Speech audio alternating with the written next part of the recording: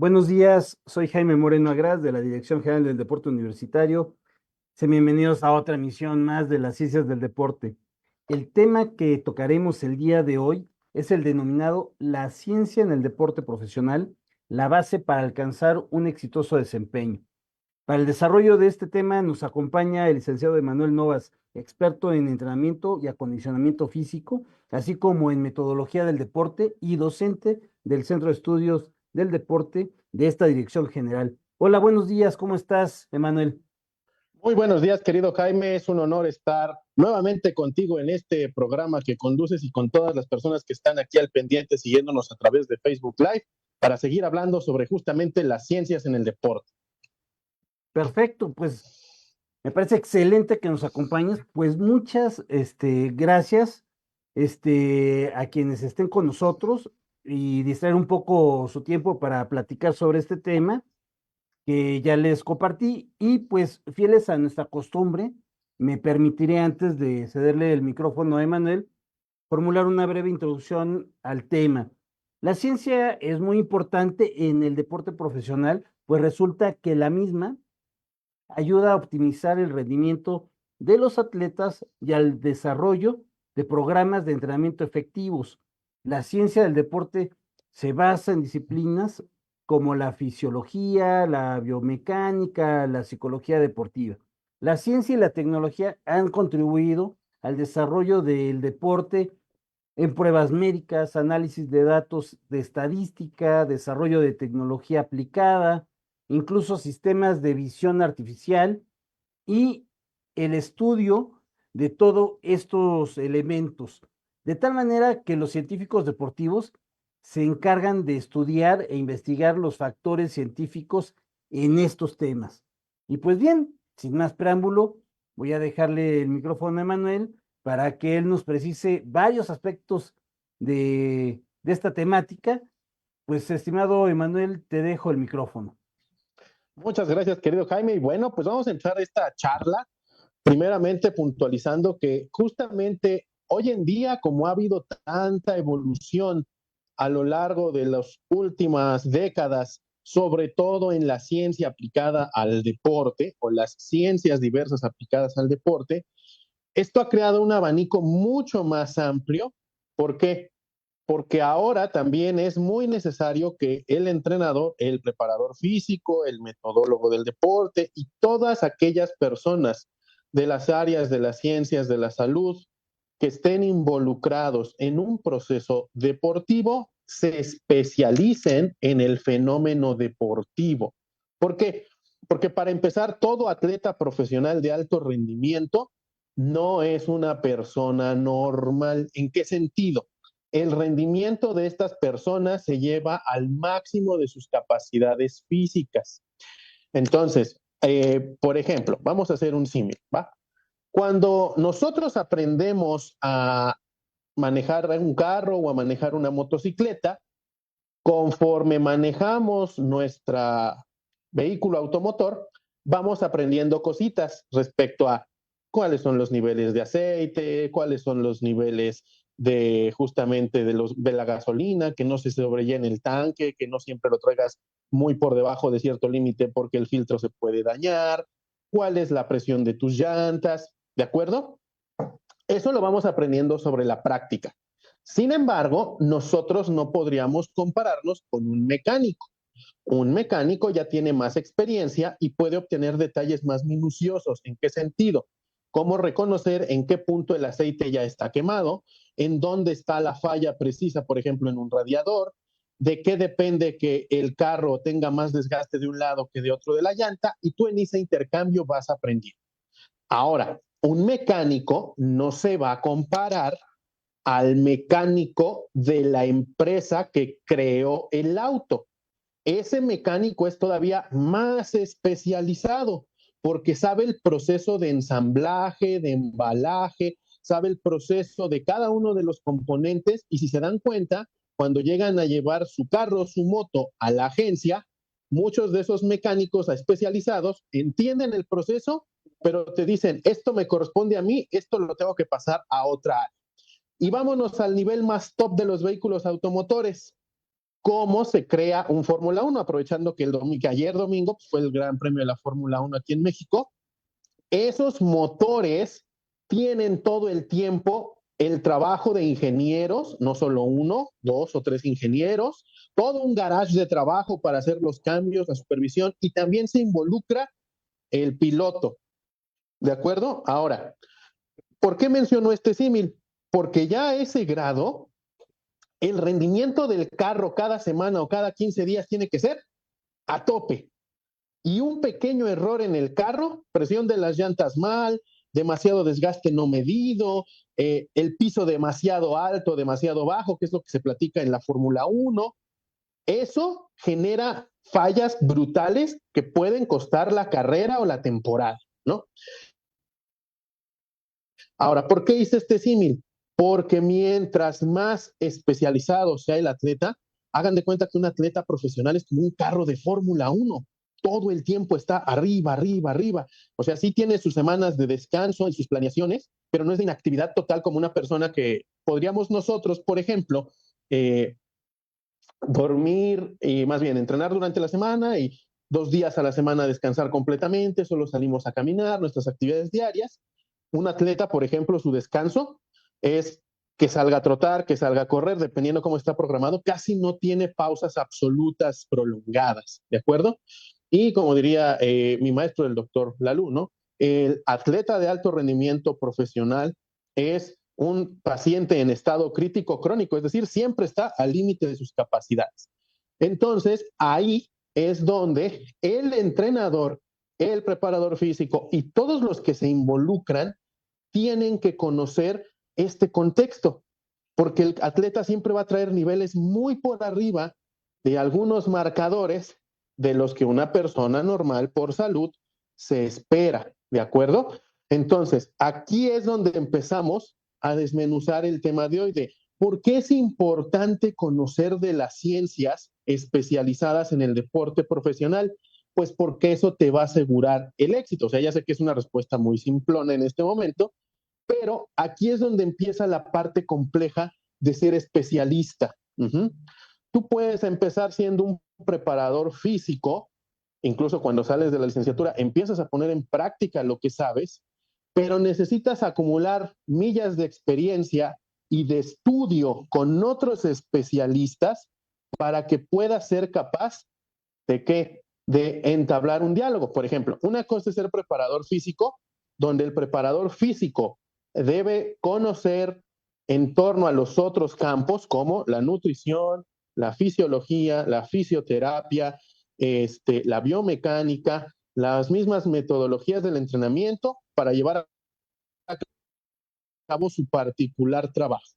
Pero cuando ese preparador físico sigue estudiando, se sigue preparando y ya se vuelve un metodólogo, hagan de cuenta que el metodólogo del deporte se vuelve el director de la orquesta. ¿Sí? Un director de la orquesta, ¿qué es lo que hace? No solamente dirige, él conoce perfectamente cómo debe sonar cada instrumento y en la carrera, si no mal recuerdo, cuando mis amigos, cuando yo estaba en la universidad, quisieron entrar a la Nacional de Música en ese entonces, pues para quien quería ser director le pedían que dominara al menos 3 instrumentos, de 2 a 3 instrumentos, así bien, y que conociera a todos los demás. Entonces, el metodólogo del deporte lo que tiene que hacer es dirigir la orquesta, pero ya con un conocimiento de fondo mucho mayor, pero no porque él lo vaya a hacer, sino porque debe de relacionarse con los otros especialistas y entender lo que se está pidiendo. Otro símil histórico, por ejemplo, ¿no? Que tiene que ver un poco más con cuestiones sociales religiosas. La Iglesia Católica, para poderse comunicar y mantenerse unida en muchos concilios a lo largo de su historia, como venían de diferentes partes del mundo, usaban el latín para entenderse. Pues hagan de cuenta que el metodólogo tiene que saber manejar un lenguaje común y todos los especialistas al deporte tienen que entender ese lenguaje en común. ¿Sí?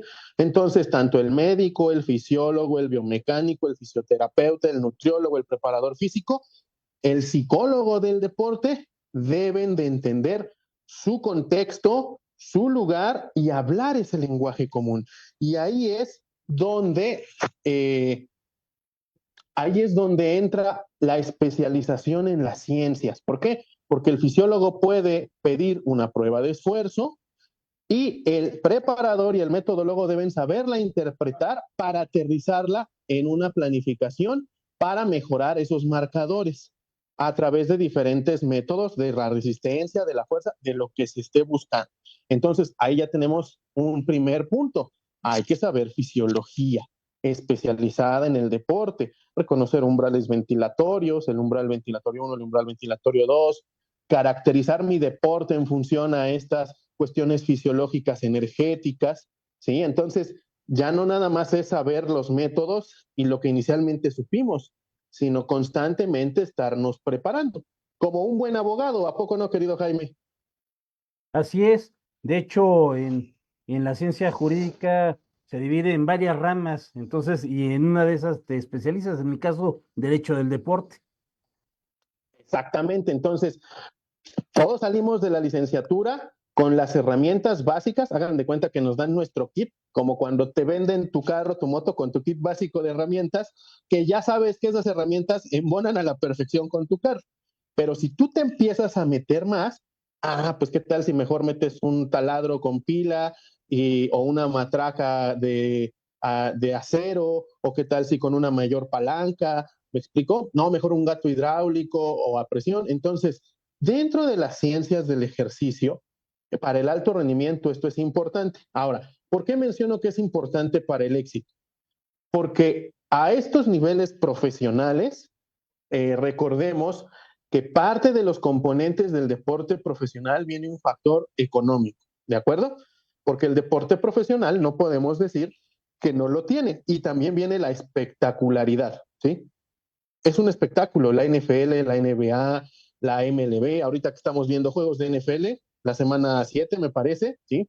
También estamos teniendo ya el final de la liga de béisbol, estamos ya en el clásico de otoño contra los Dodgers y los Yankees, vimos ayer la Fórmula 1, entonces tenemos ya varios eventos deportivos que no son normales. ¿Y cuál es parte de ese componente? Pues que nos dan un espectáculo para entretenernos. Entonces, aquí lo importante es que para mantener esos niveles necesitamos tener siempre buenos resultados. Y eso requiere algo muy importante que se llama control, ¿de acuerdo? Y el control se lleva a cabo para que nuestras planeaciones, nuestras proyecciones las podamos dirigir. Nosotros, todos los especialistas en deporte y afín, lo que tenemos que hacer al inicio es, primero que nada, evaluar cómo se terminó la temporada, cómo se va a iniciar la temporada, cómo se está en este momento, y tenemos que hacer nuestras pruebas para saber cómo está el entorno, tanto fisiológico como biomecánico, como médico, como psicológico, como de rendimiento. ¿De acuerdo? Entonces, el primer paso es eso, hay que evaluar para saber cómo estamos. Y a partir de ahí se va a hacer teóricamente una proyección, una planeación. Pero recuerden que, ojo, esto es algo que hay que ir conociendo poco a poco. Cuando tú estás en el deporte profesional, vamos a hacer estos matices. Por ejemplo, un deportista profesional como un futbolista, aquí en México, que es muy común, un basquetbolista, porque hay más en Estados Unidos, más deporte espectáculo, jugador de hockey, jugador de béisbol, jugador de americano, no están concentrados como en un centro de alto rendimiento, ¿sí? No están en la preparación de lunes a viernes y el fin de semana salen y no, lo que están haciendo en el deporte profesional ahí es que ellos van a su equipo, a sus instalaciones de la institución, entrenan, cumplen y después se regresan a su casa como un trabajo, por eso es deporte profesional, ¿de acuerdo? Entonces, tú tienes que hacer una proyección considerando estos matices. ¿Por qué? Porque hay menos cosas que controlar. Si el atleta no se compromete por sí mismo, en el momento en el que sale de la institución, el 100% del trabajo que tú haces ahí con todo el equipo multidisciplinario se vuelve el 50%. ¿Por qué? Porque si él estuviera 24/7 dentro de un centro de alto rendimiento, concentrado, con permiso para salir solo los fines de semana, en ese centro de alto rendimiento hay mucha capacidad de qué?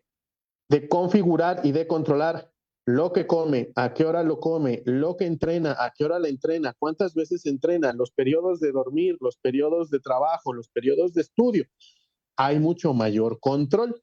Entonces ahí sí el 100%, por decirlo así, o casi el 100% de esas partes técnicas científicas están muy dentro de tu control, ¿sí? Porque de todos modos el ser humano no es alguien que puedas controlar al 100% ni determinar, porque el ser humano es libre, ¿no? Tenemos ese componente de la libertad. Pero cuando tú trabajas a nivel profesional, se necesita una mayor corresponsabilidad tanto del equipo de trabajo como del atleta. ¿Por qué? Porque el atleta, en cuanto sale de su trabajo, que esa es la práctica de ese deporte, tiene que saber que sigue siendo atleta fuera de ese espacio que era el gimnasio, el campo, la cancha de la institución particular donde trabaja, que es donde entrena. Entonces, por ejemplo, los puedo citar a las 7 de la mañana a entrenar y a las 10 de la mañana ya salieron del día de hoy. De las 10 de la mañana a las 6 7 de la mañana del otro día, yo ya no puedo tener tanto control, porque imagínense que no está muy consciente de lo que hace y se va a jugar una cascarita y se lastima en la cascarita. Eh, Se le antoja comer algo que está fuera de su plan y le causa una enfermedad gastrointestinal. Se le ocurre desvelarse por un compromiso familiar 2 días antes y al otro día no va a rendir igual. Entonces, aquí en el deporte profesional necesitas un mayor rapport del equipo con el atleta para que esta sinergia haga que el 100% que tú pones, que es el 50% real, pueda fomentar que el atleta ponga su 100%, que es el otro 50%. Y ahora sí, los dos en conjunto puedan salir adelante. Entonces aquí empezamos a agregar, si para el entrenador es muy importante todas las ciencias de la salud, conocerlas y correlacionarse con ellas de una manera más profunda, con el biomecánico, con el biomédico, con el fisioterapeuta, con el nutriólogo, es también muy importante que el psicólogo pueda apoyar en el trabajo ya a estos niveles. ¿Por qué?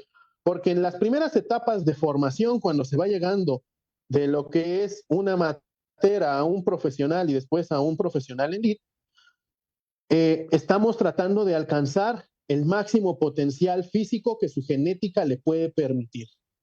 Pero va a haber un periodo en este trabajo donde el potencial físico ya vamos a estar casi topados porque ya casi llegamos al techo, ¿sí?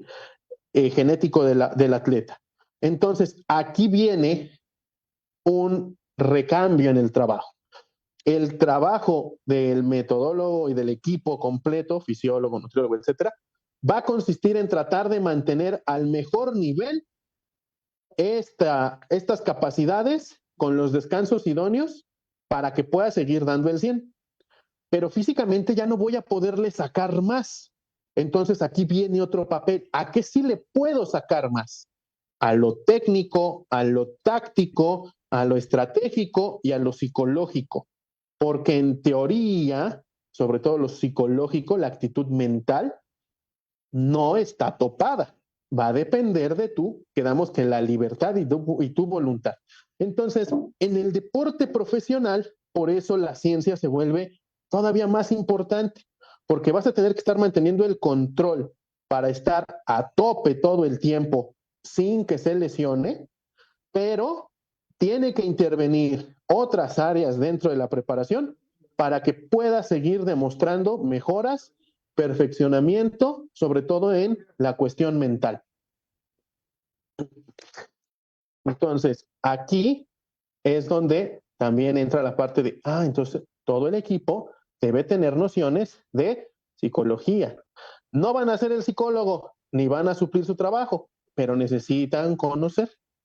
Es como, por ejemplo, aunque te especialices, como bien decía Jaime, en alguna rama del derecho, debes tener nociones de las otras porque en cierto momento apuntalan el discurso cuando tú ya estás en una especialización. Entonces, y te va a ayudar a comunicarte con tus pares de otras ramas y puedas expresarte con claridad respecto a lo que tú quieres. Entonces, hoy en día tenemos todos que estar muy preparados en esas ciencias. ¿Por qué? Porque eso nos va a permitir tener mayor éxito y control dentro del trabajo. No quiere decir que siempre va a ser perfecto, porque recuerden eso, aunque la ciencia se esfuerza por ser muy exacta, tiene rango de error. Claro, nos esforzamos por minimizar ese rango, pero siempre va a haber un error por una simple y sencilla razón. Quien crea, trabaja la ciencia, la aplica, es un ser humano y los seres humanos no somos perfectos, tenemos un grado de error que se va puliendo con el tiempo, con la experiencia, pero con el estudio también, pero al final de cuentas siempre vamos a tener un pequeño sesgo o un pequeño de error. Entonces, es muy importante que tengamos claridad en ese rubro para poder así saber qué estudiar y cómo nos va a funcionar en el proceso de la profesionalización. ¿Cómo ves, querido Jaime? No, pues muy interesante, mi estimado Emanuel. Oye, aprovecho ahorita la coyuntura para comentarte que nos manda saludos Obed Luis, Diego Jiménez y Valente Sánchez. Y al Oh, respecto, hacen algunos comentarios. Déjame encontrar aquí.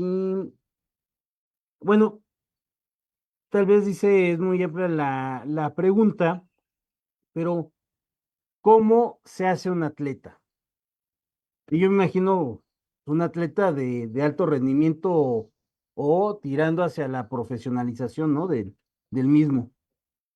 híjole, es una pregunta bien extensa por una razón. En el deporte, para que sea miras profesional, debe haber un proceso, ¿sí? Y se tienen que tener claras estas partes del proceso y que cada uno de los protagonistas en este proceso, en una línea del tiempo, puedan entender en qué momento van. ¿A qué voy? Digamos que el niño o niña que nos llega tiene talento, se mete a alguna actividad de deporte recreativo o predeportiva y vemos que el niño salta bien, corre bien, buen equilibrio, y el niño solito empieza a decantarse por, vamos a poner un deporte que no es el fútbol, la natación. Vamos a poner que la natación. Entonces, este niño de repente es detectado por un especialista en el entrenamiento infantil. ¿Sí? Y entonces el entrenador le menciona a los papás, pues este muchacho tiene potencial, está por arriba de la media de sus compañeros y diversos puntos que va sumando de hacer pruebas aptas para los niños. Ajá. Entonces, aquí empezamos, hagan de cuenta, con lo que había mencionado al inicio, este entrenador es como el mecánico cuando tú llevas tu carro. Él sabe muy bien todo, pero ese mecánico no te lo va a poder hacer Fórmula 1, ¿verdad? Ese mecánico va a poder hacer que este carro siempre corra al 100. Ok, entonces empieza a trabajar con el niño y con sus conocimientos en preparación física, entrenamiento, metodología, puede llevar el control del plan de este niño, este entrenador solito, que aún así es recomendable que pueda tener apoyo de los otros rubros, ¿sí? Solo que las intervenciones pueden ser menos dramáticas, si así lo queremos ver. Entonces, el entrenador va a acabar su etapa, por ejemplo, que él empieza como formador a los 7, 8 años con este niño, 6 años, pero entendiendo que, por ejemplo, en esa edad no lo va a forzar tanto a competir, sino lo va a ir dejando que desarrolle todas sus capacidades condicionales, que le dé las bases para que pueda descollar en natación, y él entenderá que cuando el niño llegue a los 12, 13 años, él tiene que decir adiós. Y entonces no lo deja volando al garete, sino lo que va a hacer es, entendiendo este proceso, va a contactar a otro entrenador, puede ser conocido suyo, puede ser que tenga conexiones con universidades, bachilleratos, secundarias. ¿Para qué? Para decirle, oye, tengo este talento, evalúalo, a ver cómo llega contigo. Entonces, este otro entrenador, vamos a llamarle ya casi juveniles, porque está pasando ya de la pubertad a adolescencia hacia adelante para ser joven. Entonces, él empieza a trabajar con él porque le hace la evaluación, se da cuenta que en efecto trae un buen trabajo de fondo, trae promedio arriba de la media nuevamente de las que tiene, es un talento. Entonces, este entrenador empieza a trabajar ya con este niño a los 12, 13 años sobre el mismo deporte y aquí empieza a haber un poquito más división de trabajo. Digamos que el entrenador cuenta ya con un preparador físico y la institución le ofrece, ¿cómo llamarlo? Estrategias nutricionales. Porque, ojo, aquí es muy importante empezar a refinar los hábitos alimenticios para el atleta, ¿sí? Y apoyo psicológico. Entonces, aquí ya dividimos un poquito más el trabajo, ¿sí? Se empieza a trabajar con el niño, ya casi adolescente, empieza la adolescencia, se sigue trabajando, y entonces en esta etapa ya empieza a haber más competiciones ahora sí. No tantas como habrá después, pero aquí ya empieza a foguearse, foguearse, foguearse. Más que cuando estaba en las etapas de inicio, ¿sí? Porque lo primero que hay que entender es que este pequeño incipiente atleta primero tiene que desarrollar su capacidad antes de la competitividad. Entonces, aquí en este punto ya empezamos a meterle competición, competición bien planificada, ¿sí?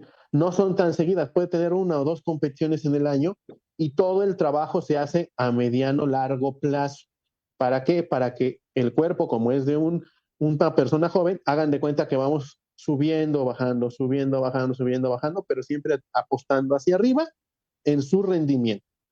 Ya Claro. una vez entrado a los 18 años, incluso ya puede ser seleccionado nacional, entonces este entrenador que lo recibió hace 4 años, 5 años, dice, es el momento de migrarlo, ahora vas a trabajar en el Comité Olímpico, en el selectivo, ¿no? O, por ejemplo, lo que pasa en Estados Unidos, ¿no? Ya llegas a una universidad con una beca deportiva de muy alto nivel para que te sigan especializando en ese deporte. Y ahí se vuelve todavía más específico el trabajo. Se empieza a dividir más, pero ya empiezas a tener sesiones con un fisiólogo, sesiones con un fisioterapeuta, sesiones con un nutriólogo, sesiones con el preparador físico, sesiones con el preparador técnico. Aquí, por ejemplo, ya empezamos a echar todavía más mano de la tecnología. ¿Por qué? Porque lo que tal vez en las pruebas ya no se veía, empezamos a usar la biomecánica, ¿sí? Empezamos a usar equipos biomecánicos para ver gestos motores, para perfeccionarlos, ¿sí? Entonces ya empieza a ser más fino el trabajo, ¿no? Entonces ya a partir de los 18, ya este trabajo se vuelve de alta especialización. Y en teoría, atrás de un atleta o de cada atleta hay 6 a 8 especialistas, teniendo reuniones constantemente para poder potenciar el trabajo de estos atletas que ahora sí ya son de alto rendimiento, ¿sí? Y cuando ya mantienes ese alto rendimiento en los años subsecuentes, lo que empiezas a ganar es la maestría, ¿sí? Entonces te empiezas a codear con buenos niveles y si descollas todavía más, entonces ya te haces elite. Es decir, que siempre estás a tope y siempre estás entre los primeros 5 o 10 ranqueados, ¿sí? Y siempre estás ahí, siempre estás ahí. Y ahora lo que se hace a partir de ahí, entre los 18 y los 21, 22, 23, alcanzar su prime, y sostenerlo lo que la etapa de longevidad del deporte nos pueda dejar, ¿no? Hay algunos deportes que puede ser más longevo, hay deportes que puede ser menos longevo, y acabando ya esa etapa de competición, debe de intervenir el equipo para darle un descenso suave y ayudarlo. Claro, en este proceso el atleta ya fue educado y entonces entenderá que cuando llegue el momento de retirarse del deporte, pero no de hacer ejercicio, va a empezar a hacer procesos de disminución graduales para que no obtenga una caída abrupta, ¿sí? Porque es así como le tomó años alcanzar la cima y después durante años se mantuvo en la cima, hay que empezar a bajar poco a poco. ¿Para qué? Para que no haya problemas a futuro, ¿de acuerdo? Porque dependiendo tu especialización deportiva, generaste adaptaciones, ¿sí? No solamente metabólicas, sino también en estructuras musculoesqueléticas y en el corazón. El corazón se hipertrofia, pero no es lo mismo la hipertrofia y la región que le corresponde a un corredor o un maratonista que la hipertrofia de las paredes del corazón que le corresponde a un pesista, ¿sí? Por los levantamientos explosivos que hace y que ejecuta. Entonces, es muy importante tener en cuenta estos procesos para que podamos realmente formar un atleta. Entonces, si se dan cuenta, En este momento de mi carrera profesional me ha tocado trabajar con alumnos universitarios y con deportistas profesionales ya de élite. Entonces, aunque esa es mi parte específica, tengo muy claros los procesos porque tengo que entender cuando me manden a mí personas, cómo fue antes, cómo fue después. Incluso mi trabajo o mi responsabilidad es hacer una historia clínica deportiva desde sus inicios para ver cómo fue preparado hasta que llegó conmigo y rastrear si por ahí tengo algunas deficiencias, algunos huecos, algunos espacios que todavía no están al 100% pulidos y que con lo que ha hecho hasta ahorita le ha alcanzado, pero si quiere dar el siguiente paso, tenemos que pulir, ¿sí? Y de ahí también determinar cómo va a ser el futuro dentro de 4, 5, 6 años, que ya vaya a terminar esa etapa competitiva o 10, y irla planificando desde ahorita, ¿sí? ¿Por qué? Porque también lo que vas haciendo en pequeñas estructuras para cada pelea o para cada torneo en meses y luego en años, tiene que ir con una visión de lo que va a repercutir en 5, 7 o 10 años cuando este atleta se retire. Porque pensar solamente en el aquí y en el ahora, sin considerar de dónde viene y cómo va a repercutir en la salud de él.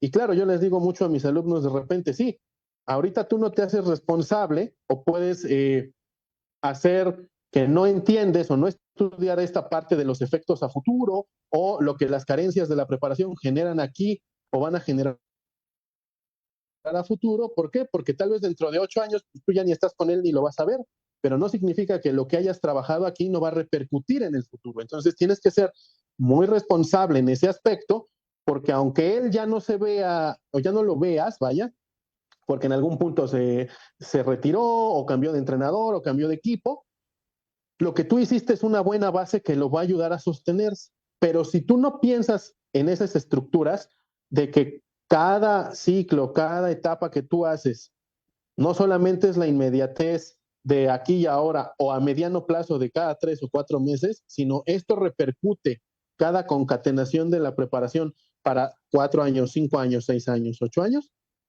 eso necesita mucha claridad y mucha comprensión de todas estas ciencias. Y lo más importante, que tengas la capacidad de correlacionarte con los otros especialistas. Es demasiada información a estos niveles profesionales como para que tú quieras manejar y saber todo. Entonces, tienes que también saber conocer todo, pero decantar responsabilidades, ¿sí? Coordinarlas como el buen director de orquesta, que pues, él no puede estar tocando todos los instrumentos de la orquesta, ¿verdad? ¿Qué sonaría si él quisiera tocar todo? Claro. Oye, Manuel, Dime. aquí nos comentan que, bueno, el tema está excelente.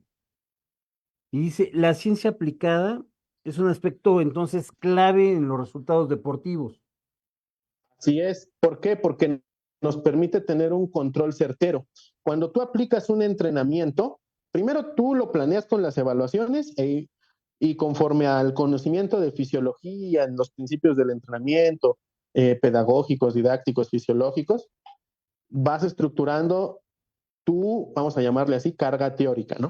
¿Cómo es que vas a hacer que todo funcione? ¿No? Es como cuando tú haces en tu semana tu horario. Ah, yo me paro a las 6 de la mañana, me voy a entrenar a las 7, de 7 a 8 en tren, así, ¿vale? Pero una cosa es la carga teórica y otra cosa es la carga real. Uh-huh. ¿Sí? O lo conocido como carga externa, que es los ejercicios que yo estoy poniendo y propongo, el estímulo, y la carga interna, que es la respuesta fisiológica a dicho estímulo que rompe la homeostasis. Entonces, cuando yo evalúo la carga interna a través de pruebas de laboratorio, parámetros bioquímicos, puedo tener mayor claridad de que si lo que estoy haciendo aquí, en teoría, es suficiente, está excedido o incluso me da al revés, me falta, ¿sí? Entonces, Ok. ahí tenemos que saber también de bioquímica, de fisiología, porque si tú te esperas a que veas el resultado pleno hasta la competición, es un periodo a veces muy largo donde pudiste haber hecho adecuaciones a tiempo. Entonces es como si tú haces tu agenda, te digo, tu plan de la semana, y tú tenías una reunión a las 5 de la tarde el miércoles y tenías toda tu agenda estructurada y eso no iba a interrumpir, pero de repente el martes te ocurre un percance y no vas a poder llegar el miércoles. Entonces, ¿qué te da tiempo de hacer el martes o el lunes? De hacer llamadas, de mover la agenda para poder asistir a esa reunión o, si eres de los encargados, mover esa reunión. ¿Me explicó? O al revés, cuando te hablan a ti y te dicen, oiga, licenciado, oiga, maestro, ¿qué cree? La ponencia que nos iba a dar se cambió de horario y se va a adelantar 2 horas. Entonces, ¿qué haces? Ay, ajustas en el día para poder estar ahí en las 2 horas. Entonces, las ciencias aplicadas en el deporte, cuando evaluamos, nos permite ir viendo con antelación más claramente el panorama del atleta para hacer las adecuaciones dentro de la preparación que estamos llevando a cabo. Porque, ojo, en el deporte profesional, lo que les mencionaba hace rato, surgen estas cuestiones, ¿no? Eh, tiene que ir con patrocinadores, tiene que hacer viajes, tiene que hacer grabaciones, tiene que salir en tal o cual lugar, tiene que viajar de repente a promocionar en otro país. Entonces, esos imprevistos, previstos, ¿no? Que te digan 15 días antes, ¿no? ¿Sabes qué? El patrocinador acaba de llamar, me voy a tener que ausentar 3 días dentro de 15 días. Ah, empiezas a hacer los ajustes desde ahí con base en los resultados que vas obteniendo en las evaluaciones semanales a través de tus métricas y las pruebas de laboratorio que puedes hacer o semanales o mensuales, ¿no? Más las nutricionales que puedes ir obteniendo junto con los especialistas. Entonces, ahí es donde entra la parte de, a ver, yo recuerdo, por ejemplo, ¿no? Le dices, a ver, tenemos X problema, no sé, una lesión. Se lesiona luego en la especialidad. Recibe una patada, recibe un golpe, se le atora el pie en un agujero que nunca vio, entrenando. En ese momento hay que comunicarnos con el médico, hay que comunicarnos con el fisioterapeuta, a ver, el médico, ¿qué necesita? No, pues ambos, el fisio y el médico se comunican, necesitamos una resonancia más una radiografía. Doctor, ¿qué le vamos a recetar? ¿No? Ah, bueno, primero que lo revise la fisio. Entonces la fisio va con él, la revisa. No, pues sí tenemos inflamación, pero nada más es un esguince de primer grado, no es de segundo grado. Vamos a hacer un tratamiento con hielo, con presión. No vamos a dar antiinflamatorio porque queremos aprovechar el impulso antiinflamatorio que la misma lesión otorga, ya que al ser musculotendinosa, ligamentosa, va a tardar más si bloqueamos en este momento el proceso inflamatorio. Ah, ok. Pero a partir del día 6 podemos tomar algo de inflamatorio para la molestia. Y ahí entra el doctor, ok. Entonces, con esta información que usted me pasó, licenciado en fisioterapia, por favor vamos a prescribir tal medicamento que no va a salir en el dopaje, lo vas a consumir por el tiempo mínimo que son 4 días, la dosis mínima para que sea eficiente, y entonces ahí el preparador físico pregunta, ok, ¿qué actividades sí puede realizar durante los siguientes? Fueron 5 del fisio y 5 del doctor, 10. Los siguientes 10 días, ¿qué puedo hacer? No, pues puedes trabajar tren superior, la fisio detecta que sí puede tener aversión, eversión, flexión, extensión, pero un poco limitado. Entonces, evítame hacer sentadillas profundas, con dorsiflexiones profundas, no me hagas inestabilidades, todo lo demás lo puede trabajar. Ah, ok, ajustas el plan. Habla con el metodólogo, ¿sabe qué? Tuvimos que hacer estos cambios, hay que adecuar la carga. Ah, perfecto. Entonces, pero todos entienden el lenguaje de todos y preguntan, ¿no? Entonces, el doctor incluso puede decir, ah, no, pues este medicamento, aunque le va a desinflamar y no va a salir en dopaje, estoy suponiendo, ¿no? Le va a dar somnolencia. Ah, ok. Entonces, si de repente ves que tienes somnolencia, tú como preparador físico y como metodólogo, no es consecuencia de un exceso de carga versus recuperación y que haya fatiga acumulada. No, es un efecto secundario de la medicación. Entonces, puedes seguir exigiendo a cumplir la carga teórica. Y para confirmarlo, haces unos químicos, unos exámenes químicos o bioquímicos más bien, para ver que estás bien conforme a tu carga teórica. Y así es como vas haciendo estos procesos. Pero en esta cuestión, todos los especialistas hablan el mismo lenguaje, tienen nociones unos de otros, y por ejemplo ahí faltó, ¿no? A ver, nutriólogo o nutriólogo, ¿qué vamos a hacer en esta etapa? Porque suponiendo que está en un proceso de pérdida de peso, es un deporte de peso, o va a pasar a una inactividad. Entonces, ella sabrá qué ajuste hacer en la dieta para que también a través de la dieta promueva una mejor recuperación, no haya un exceso de calorías, pueda mantener el nivel de rendimiento idóneo para el ajuste que se va a hacer. Y con el fisio, con el psicólogo, oiga, psicólogo, ¿qué vamos a hacer para el proceso de lesiones? ¿Por qué? Porque queda a veces condicionado el atleta o la memoria muscular que no se ve atrofiada, qué sugerencia nos va a dar, cuántas terapias va a tener, ¿no? Entonces, no, pues necesito ir a verlo al entrenamiento, me gustaría participar en la parte inicial del proceso. Ah, ok, entonces ya se puso de acuerdo con el metodólogo y le habla al preparador físico, oye, va a ir el psicólogo aquí para estos puntos. Ah, ok, le dejo el calentamiento al inicio de la sesión, yo sigo con esto, ¿me explico? Entonces, si se dan cuenta, ahí fue toda una orquestación de especialistas con cada una de sus ciencias, pero donde todos entienden dónde va el papel del otro.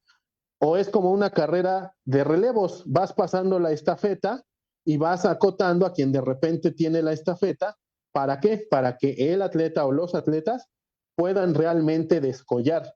Por eso es que en el deporte profesional la ciencia es fundamental, porque las ciencias del ejercicio te permiten este control idóneo para que el atleta pueda alcanzar su máximo rendimiento y mantenerlo la mayor parte del tiempo. Ok. Acá también nos comenta Diego Jiménez. Como nos dice usted, profesor, el equipo multidisciplinario es muy importante y debe estar bien comunicado. Y todos deben saber de todo respecto del papel del otro, lo que habías dicho hace un momento. Pero entonces, digamos que el proceso general es planificación, evaluación, retroalimentación y otra vez planificar y volvemos al ciclo. Más o menos así es. Primero es evaluar ¿Ok? la temporada que terminamos. A partir de estas evaluaciones vamos a ver qué vamos a planificar. Ajá. Y dentro de esta planificación debemos acotar evaluaciones puntuales cada determinado tiempo y en cada evaluación analizar. Seguimos por donde vamos bien, vamos mal, hay que corregir. Y otra vez, si se corrige, se hace la mejora y se hace el entrenamiento Ok. hasta las etapas de otra vez evaluación, ya sea que se mejore, se mantenga o no le muevas, es perfecto, ¿no? Y Claro. al final ya se tienen estas retroalimentaciones. Un ejemplo muy a grosso modo. Entonces, una calendarización de 12 semanas, donde vas a hacer una prueba de esfuerzo, 4 semanas, una prueba de esfuerzo, primero 8 semanas antes de la competición, luego 4 semanas antes de la competición, y al inicio de las 12, cada 3 semanas, vas a tener una reunión con los especialistas y en esas 3 semanas vas a mandar a hacer cada 3 semanas una química. Bueno, eso le dices más bien al médico. ¿Qué evaluaciones requieres? No, pues yo necesito una cada 3 meses. Digo, cada 3 semanas. Y en esas 12 semanas te puede ser la fisio. No, pues si no hay problema, yo nada más necesito verlo eh, al inicio 2 veces a la semana y después de la sexta semana, solo 12 o 3 semanas una vez a la semana y las últimas 2 semanas ya no lo ve, ¿no? Entonces, y cada 3 semanas se reúnen para ver estos avances que van colectando cada uno y mantener esta comunicación. Entonces, el proceso siempre va a ser evaluar, planificar, Ok. aplicar, evaluar, corregir o seguir y nuevamente aplicar.